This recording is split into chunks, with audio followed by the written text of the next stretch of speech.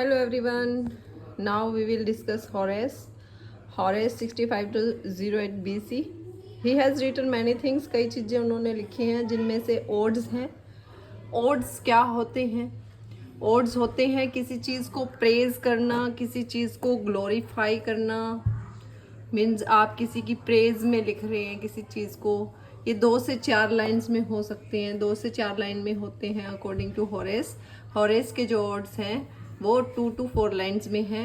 Odd बिल्कुल simple होते हैं, काम होते हैं, बिल्कुल शांति से. उसमें कोई भी डिफरेंट टाइप की प्रॉब्लम्स उसमें नहीं होती. बड़ी शांति से लिखे जाते हैं. किसी की प्रेज की जाती है, किसी को ग्लोरीफाई किया जाता है.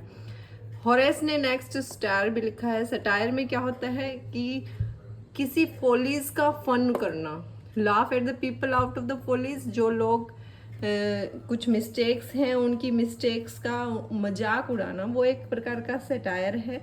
बड़े ही लाइट वे में उन्होंने लिखा है. उसके बाद एपिस्टल्स होते हैं. एपिस्टल्स लेटर की फॉर्म में होते हैं. और आर्स पोइटिका. आर्स पोइटिका जो है, जो होरेस की बहुत फेमस एपिस्टल है, लेटर की फॉर्म में लिखा गया है. इसको 3 भागों में डिवाइड किया गया है: पोइजिस, पोएमा, पोइटा. पोइजिस, पोएमा एंड पोइटा. इस आर्स पोइटिका में उन्होंने इमेजिनेशन के रोल को डिस्कस किया है. सब्जेक्ट मैटर कैसा होना चाहिए ये बताया है. लैंग्वेज आपकी कैसी हो.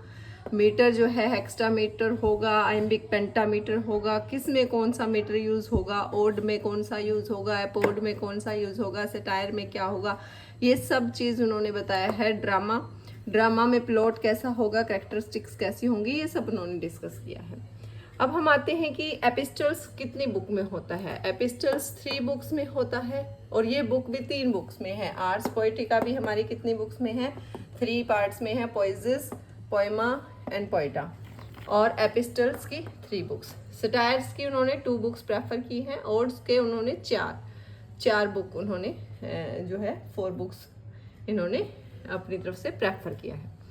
सटायर का उन्होंने क्या कहा कि कैसे मीटर में लिखा जाएगा. उन्होंने कहा कि जो सटायर होना चाहिए वो पोएम हेक्सामीटर में होना चाहिए. ये भी एक सटायरिक पोएम होती है. सटायर क्या होता है? सटायरिक पोएम, किसी का फन उड़ाना, मजाक उड़ाना, किसी की फोलीज का. ठीक है, वो प्रॉपर जनरेशन का भी हो सकता है, किसी बंदे का भी हो सकता है. उसके बाद है इपोड.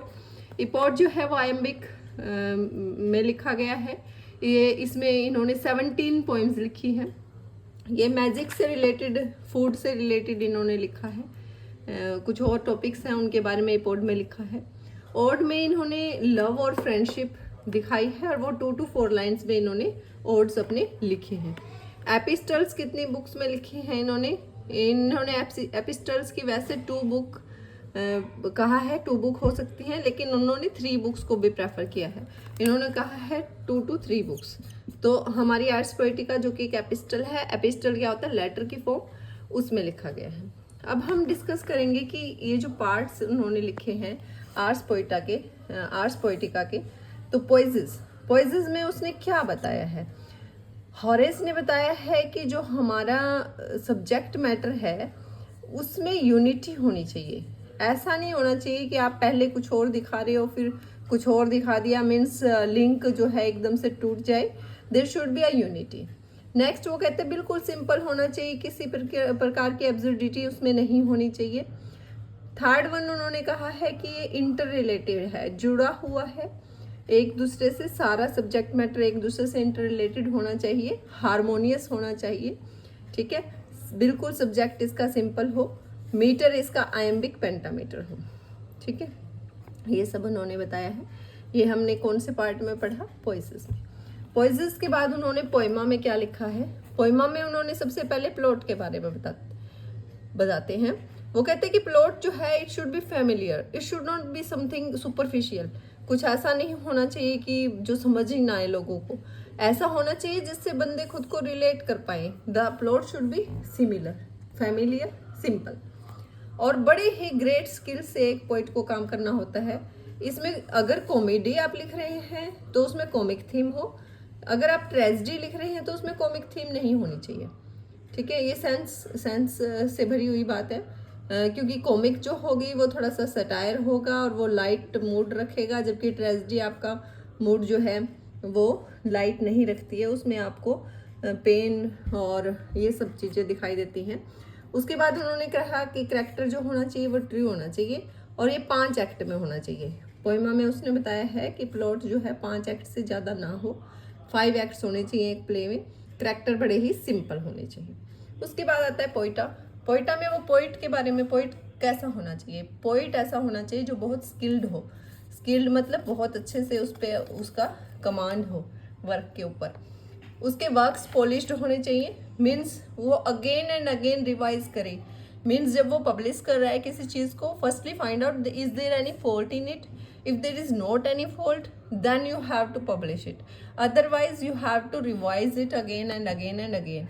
ठीक है। और ये पॉइंट जो होना चाहिए वो पब्लिक को एक मैसेज दे, उसको टीच करे, कुछ अच्छी चीज़ उसको बताए कि what the people can follow. तो ये सब उन्होंने इसमें डिस्क्राइब किया है। इसके बाद जब हम बात करते हैं कि इसको आर्स पोएटिका जो है इसको और क्या कहा जाता है, आर्स पोएटिका को एपिस्टल टू द पिसोस,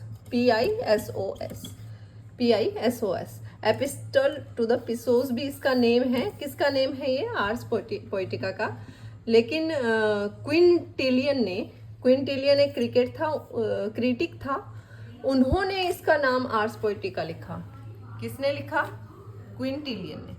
ठीक है, क्विंटिलियन एक क्रिटिक थे, उन्होंने होरेस के इस वर्क को, जिसको पहले एपिस्टल ऑफ द पोएसीज कहा जाता था, इसका नाम क्या रख दिया, आर्स पोएटिका। ये एक इम्पोर्टेंट फैक्ट है जो हमें याद रखना चाहिए यूजीसी नेट के पॉइंट ऑफ व्यू से। इसके अलावा जो है कुछ और वर्ड्स, कुछ और चीज़ें हैं जो मैं आपके साथ डिस्कस करना चाहूँगी कि इस वर्क में इन्होंने 2-3 वर्ड्स अपने उसके अकॉर्डिंग लिखे हैं। ड्यूस एक्स मैसिना, होरेस ने कहा है ड्यूस एक्स मैक्सिना। ठीक है, ड्यूक्स एक्स मैक्सिना। इसमें वो क्या कहना चाहते हैं, इसका क्या मतलब है, उन्होंने ये कहा है जो ये पोइटा है ना, इस पोइटा में जो प्लॉट है उसके अंदर, पोइट को प्लॉट के अंदर बार बार ड्यूक्स एक्स मसीना को इंट्रोड्यूस नहीं करना चाहिए। ड्यूक्स एक्स मसीना के मतलब क्या है, गॉड को, जैसे अपोलो गॉड है या कोई भी गॉड है, उसको एकदम से इंट्रोड्यूस नहीं करना चाहिए। जहाँ तक हो सके उसको नहीं इंट्रोड्यूस करना चाहिए। जो बहुत ही ज़रूरी हो कि गॉड की एंट्री, तब उसकी एंट्री करवानी चाहिए। इस वर्ड का मीनिंग है ये, ड्यूक्स एक्स मक्सिना का वर्ड का मीनिंग है ये। इसके बाद बात आती है, इन्होंने एक और वर्ड यूज़ किया है, इन मिडास रेस। इन मिडास रेस का मतलब क्या है, in the middle of the things, in the middle of the things. ये कुछ वर्ड्स हैं जो यूज़ किए गए हैं, in the middle of the things. किसने यूज़ किए हैं, ये होरेस ने, जिसके बारे में हमें पता होना चाहिए। एक उन्होंने लिखा है ABOVO, अबोवो। अबोवो क्या होता है, वो कहते हैं कि वर्क जो है फ्रॉम द बिगिनिंग स्टार्ट होना चाहिए, फ्रॉम बिगिनिंग स्टार्ट होना चाहिए। अबोवो का मीनिंग फ्रॉम बिगिनिंग है। उसके बाद इन्होंने लिखा है, एक इंस्ट्रक्ट और डिलाइट का भी इन्होंने दिया है। इंस्ट्रक्ट और delight word again and again उन्होंने यूज़ किए हैं। वो कहता है कि जो पोइट है उसको एक प्रॉपर इंस्ट्रक्शन देनी चाहिए और डिलाइटफुल उसका लेक्चर होना चाहिए। एक और इम्पोर्टेंट बात जो कि इससे रिलेटेड है, जो बहुत इम्पोर्टेंट है, वो ये है कि जो ये होरेस की आर्स पोएटिका है उसको किसने ट्रांसलेट किया इंग्लिश में। इंग्लिश में ट्रांसलेशन इसको किसने किया, पहले तो 1566 में इसकी ट्रांसलेशन की थी थॉमस ड्रांट ने, DRANT, थॉमस ड्रांट ने।